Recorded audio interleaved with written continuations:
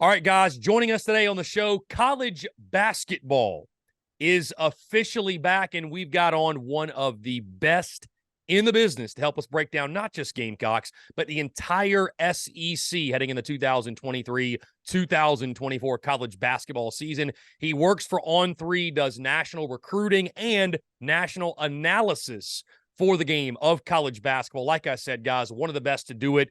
And a friend of this show, Jamie Shaw of On3, takes his time and graces the airwaves once again. Jamie, appreciate you taking the time, my friend. How are you? Thank you so much for doing this.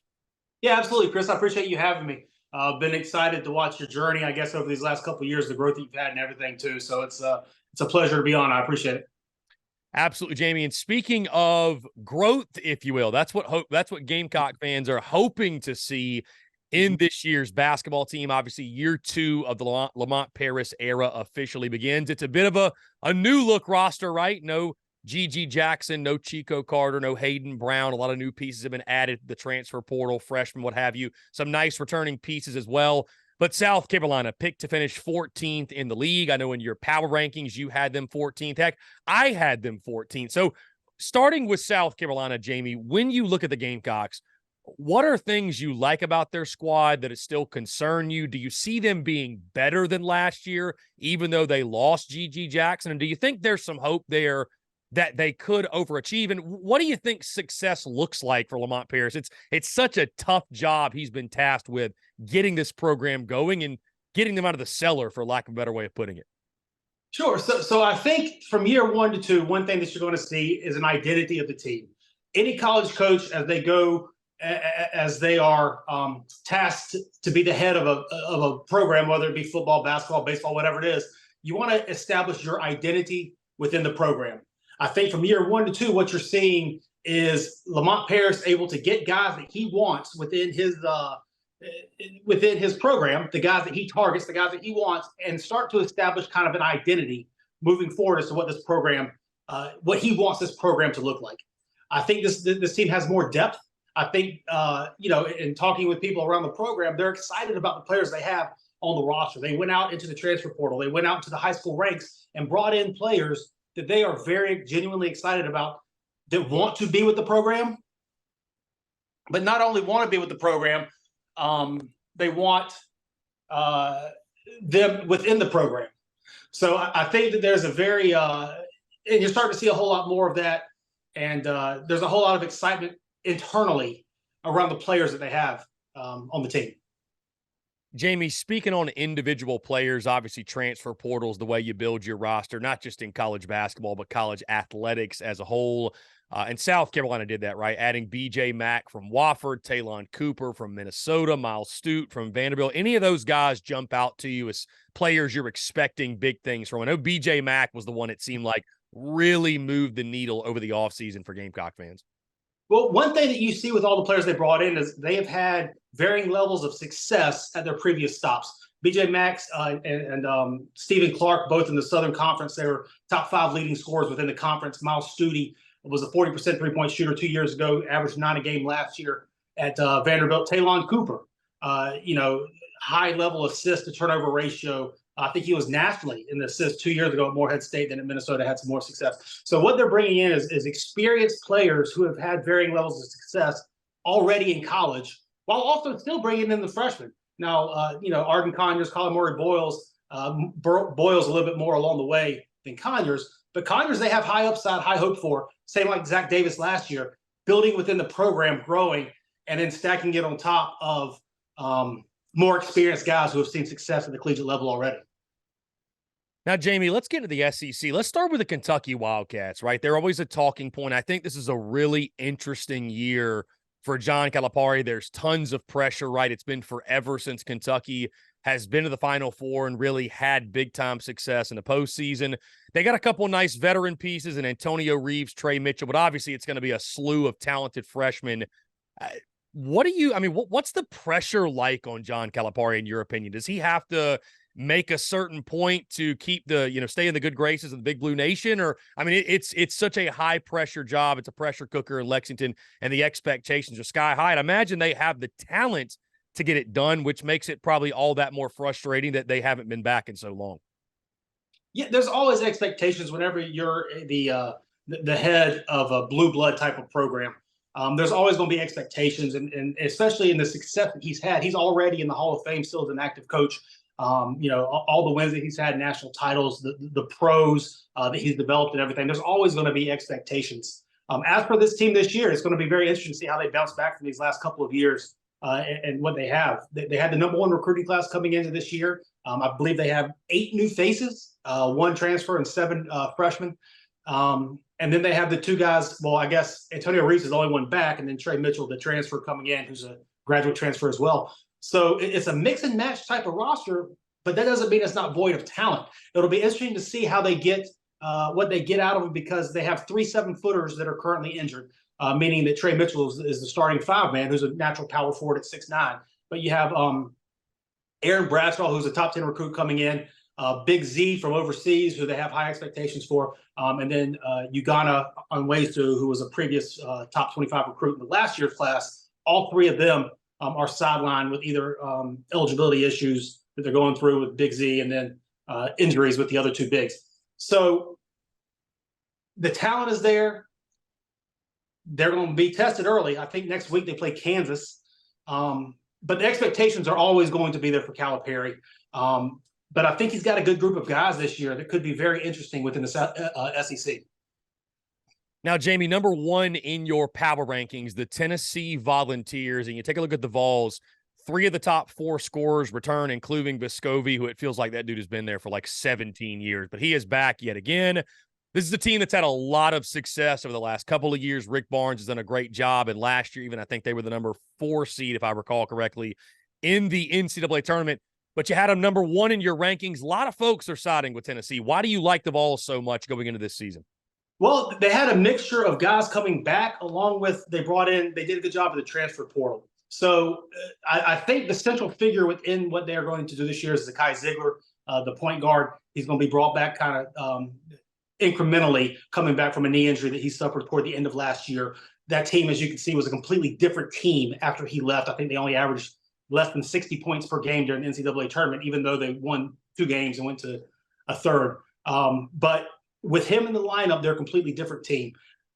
You bring back Josiah Jordan-James. You bring back Jonas Adu.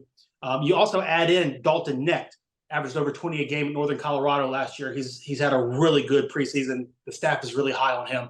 And you also bring in Jordan Gainey from USC Upstate, who's a 40% 3-point shooter, averaged over 15 points per game as well. For them, you bring him in to be able to play spot minutes and come off the bench as well at the guard. They're a big, strong, tough, physical team. They have a lot of size. You have returning players. Jemiah Meshach's one of them. Toby Owaka, who had USA experience this summer with the U19 program as well. So there's a depth there. They have depth. They have shooting. They have defense. And with Zakai Ziegler coming back, they have a point guard that you can rely on during crunch time. With all that type of stuff, the winning pedigree Rick Barnes has shown in his career, I think Tennessee is a very nice team up top of the SEC. Jamie, switching gears a little bit in regards to the entire SEC, we're seeing on a yearly basis more SEC teams make the NCAA tournament and compete at a high level than we've ever seen before. Do you feel like there was a moment, say over the last 10 or 15 years or what have you, where it clicked, where like the investment into basketball became a greater thing? Because I mean, I'm sure you can relate. Like, we didn't grow up with Arkansas basketball being great, Alabama basketball, Auburn, like these teams that in these schools that when we hear their names, we think football, and they're putting together some of the best basketball teams in college basketball, putting some of the best products on the floor. What do you think it was that's like flipped the switch and has turned the SEC into one of the best conferences in the entire country?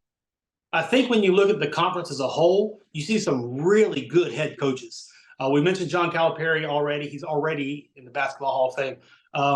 Even a school like Vanderbilt with Jerry Stackhouse, he is very well regarded amongst the coaching community with the offensive sets that he's able to run. Dennis Gates came out the gates running last year. You have Buzz Williams, Eric Musselman, Nate Oates, Bruce Pearl. The list goes on. Rick Barnes, Chris Beard. All of these guys have had success at the collegiate level and continue to have success and continue to build on what they have. So I think SEC up top with the head coaches is one of the very best in the country. Moving to Ole Miss, let's talk about them, Jamie, because I think it's really interesting this year. Kind of a controversial, I guess you could say, hiring, or a hiring that certainly stirred some things up with Chris Beard taking over. You mentioned him. What are you expecting from him his first year in Oxford and turning around the Ole Miss basketball program? Well, I'm not sure what to expect, really. He's had a track record of success. He put a roster together. They have two guys who are still waiting on NCAA eligibility from two-time transfer guys. But I'm not entirely sure what to think of the Ole Miss program, what they do. There's somebody that I'm very eager to see what they look like on as things get kickstarted. Now, Jamie, the bottom of your power rankings, I want to go back to those because I thought Lamont Paris, he made an interesting point at the media days in Birmingham for the basketball team and for the conference as a whole, just saying that, he was pointing out kind of the holes and none of these teams finished in these places and was kind of jabbing the media a little bit. So I'll ask you this, let's just say 11 through 14, because I feel like there's Mississippi State, and then maybe there's a little bit of a gap, and then you've got LSU, Georgia, Vandy, and South Carolina. Of those four I just mentioned, if you had to pick one, is there a team in that group that you could see overachieving and maybe surprising, finishing middle of the pack, or maybe even breaking through and being a top 4 or 5 team in the SEC this year? Top 4 or 5 might be a little bit lofty. I think all of them have a story to tell. I think if things come together, obviously, you have the success that Vandy had last year. They returned their best player in Tyron Lawrence this year. Georgia brought in, and LSU both brought in a lot of new players, both to the portal and in the high school ranks. And the same with South Carolina. So you're getting to be able to see Mike White and Lamont Paris and then McMahon kind of put their identity within their programs of what they want their teams to look like. And then you have Jerry Stackhouse, who came off one of the best seasons in the last 20 years in Vanderbilt history. So with those 4 schools, yes, I think there is a way that they could finish better than where they're projected to. And I think the SEC is a little bit open, especially toward the bottom half of it there, to be jumbled around a little bit. Now, Jamie, for a living, you talk recruiting, obviously, so you follow these guys on their journey, starting from early days of high school, maybe even before that, and obviously to their college careers. Which players are you most excited to watch in the SEC this year? I mean, there's plenty to choose from. You go Wade Taylor at Texas A&M, the Brazil kid at Arkansas, Johnny Broome at Auburn, Grant Nelson at Alabama. Again, the list just goes on and on. Who are some of the top guys that you're most looking forward to following them and seeing and watching them emerge and blossom before our very eyes? I think the ones that you just kind of hit on, Johnny Broome. I mean, he averaged 14 and 8 last year, the leading shot blocker returning. You have Wade Taylor, who's 4th leading scorer in the SEC last year at Texas A&M. They have expectations this year. Dalton Next coming in at Tennessee. I think Riley Kugel, he averaged the last half of the year, I think 14 or 15 games. He averaged over almost 15 a game as a freshman to close the season out. So it'll be interesting to see how he has. Tolu Smith's an interesting story as well. He's injured from Mississippi State, coming in, probably an all-league type of player. What type of impact will he have? How quickly will he come back? And then what type of impact will he have for Mississippi State once he does come back? I think there's a lot of individual player storylines that you can find within the SEC this year, which is going to make the conference fun to watch. Jamie, there's a lot of talented teams in the SEC. If you had to go with a pick right now, I mean, Alabama, Kentucky, Tennessee, Texas A&M, Arkansas, I think are all very realistic options. Is there a team right now you go into the season? I know you had Tennessee number 1 in your power rankings, but it doesn't always mean that's the end of season pick. Is there one that you look at that you're riding with as your pick to win the SEC this year, maybe go the deepest in the postseason? Well, I think any of those teams that you just mentioned could. They've all had head coaches who've had success in the NCAA tournament, who've had success in college basketball. Going all the way down, Nate Oates with what they did last year, won the SEC and SEC tournament. Bruce Pearl with his time at Auburn and Tennessee as well. You have Eric Musselman, who's been to the last, 3 Sweet 16s, I believe. You have Rick Barnes with what he's done. Buzz Williams has had success, both Virginia Tech, Marquette, and now Texas A&M. So I think any number of those teams, John Calipari, obviously, we've talked about him previously, know what it takes to put a team together. They have rosters that they've assembled, and I think any of those teams could put something together on the floor to be competitive. And once the ball tips, the games aren't played on paper. So once the ball tips, anything can happen. Jamie, let's just say hypothetically, I had someone that had never watched SEC basketball before, and I had to give them one team to keep an eye on this season. Maybe they're the most fun to watch or most entertaining. What would be that team in your mind that you would say, all right, if you're going to watch SEC basketball, this is the team you got to follow because they're going to be an electric factory all year long? Is there a team like that for you in the conference? And if so, who would it be? I don't know if there's a single team that's like that. I think the entire conference is, though, because what you could see throughout the conferences on any given night, the team that's 14th in the conference could upset a top three team, and that can happen throughout the entirety of the conference. I mean, there's a lot of talent, there's a lot of pros. You're going to see first round draft picks throughout the conference. So I would advise that person to watch SEC basketball because they are going to have some exciting games throughout the entirety, and it could just be on a random Tuesday night with the 14 seed versus the 6 seed, team coming up in an electric game, as you mentioned. Upsets indeed, Jamie, are why we love college basketball. Last thing before I get you out of here, the top 10 nationally looks like this. There's just one SEC team, but Kansas, Duke, Purdue, Michigan State, Marquette, UConn, Houston, Creighton, Tennessee, and Florida Atlantic round out the top 10. Are you leaning any which way in regards to picking a national champion or a Final Four? Like, is there anybody that stands out to you that, you're making the preseason pick of crowning them as national champs right now? No, I know I continue to be boring with my answers and stuff, not going out on one individual thing. But I think that's the beauty of what college basketball is starting to become now these last couple of years is there's a ton of parity. I don't think there's one individual team up at the top that can make a run. I mean, we looked just last year, 2 mid-major programs made it all the way to the Final Four with FAU, who you just mentioned, in San Diego State. Right now in college basketball, there's so much parity. Now, there's some very familiar teams that are up top there, blue bloods and teams that have had success. But even the teams, like you said, FAU, they have possible pro talent on the roster now. San Diego State, the same way that we just mentioned last year, going to the Final Four as well. So let me wait a couple of weeks to be able to say who it looks like, to see what these teams look like on the court, and how they advance in their games. But college basketball is in a beautiful place right now, and there's a lot of parity with a lot of teams that can make a run toward the national championship. And I'm glad you brought that up, Jamie, because the next thing I wanted to ask you was, you look at last year, and again, asking you, I feel like, when it comes to in football, it's kind of clear-cut draw. Okay, these 6 to 8 teams have an opportunity to win all. College basketball, I mean, literally, who knows? College baseball is the same, but even college basketball more so. And you look at last year, and I mean, it was just nobody expected that. Nobody could have seen that coming. Do you see that as more of a one-off, or do you think that's going to be now the new yearly norm where we're not getting quite what we expect when we get to the Elite Eight, Final Four? We're going to start seeing some different names and different faces in those situations. Yeah, for sure. No, I think that's the new norm coming forward as to what we can expect to be able to see. Now, there's always going to be the same schools, the blue blood type schools that are going to be in the hunt.